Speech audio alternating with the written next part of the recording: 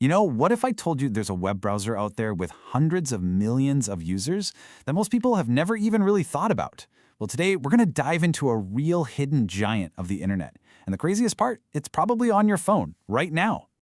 Right. Think about the browsers you know. You've got Chrome, Safari, Firefox. They're the big names, the ones that dominate every conversation.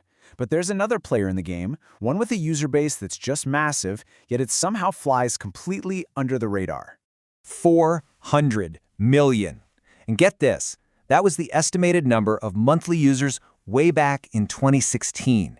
That is just a staggering number of people. It really shows you how long this browser has been a major, if quiet, force to be reckoned with.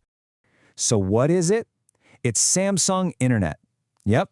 If you've had a Samsung Galaxy phone anytime in the last decade, you've had this browser. It's the one that comes pre-installed, sitting there ready to go the second you take the phone out of the box. But see, this browser wasn't just some afterthought Samsung tossed in. It actually has a pretty specific origin story that explains exactly why it ended up on so many millions of phones in the first place. So, let's rewind to 2013. Samsung makes this huge strategic decision. They decided to ditch the standard, kind of generic Android browser and replace it with their very own. And by making it the default on every single Galaxy device, boom, overnight they put their browser into the hands of millions. Now, they didn't just build this thing from the ground up all on their own. Smartly, they built Samsung Internet on Chromium. And if that sounds familiar, it should. It's the exact same powerful, open-source foundation that powers some of the biggest browsers in the world, like Google Chrome and Microsoft Edge. So what is Chromium anyway? The best way to think about it is like the engine in a car.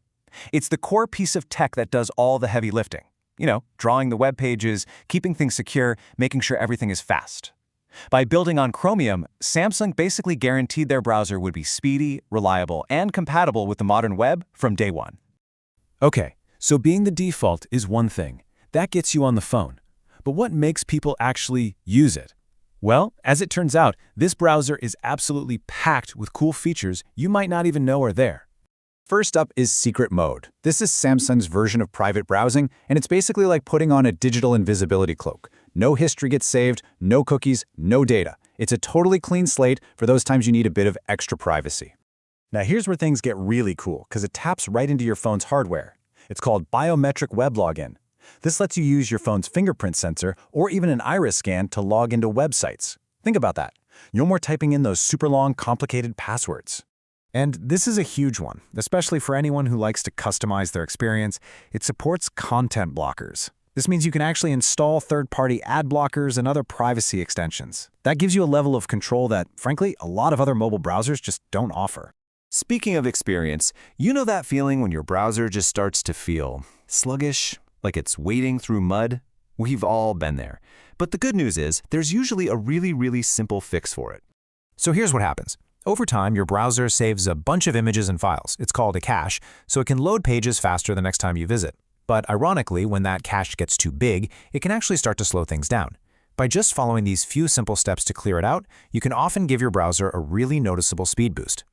And this browser didn't just show up with all these great features on day one. Oh no, it's been on a constant journey of evolution for over a decade, adding powerful new tools and capabilities year after year. This timeline really tells the story. Back in 2016, you got those key privacy features. Then in 2017, they added support for Samsung DeX.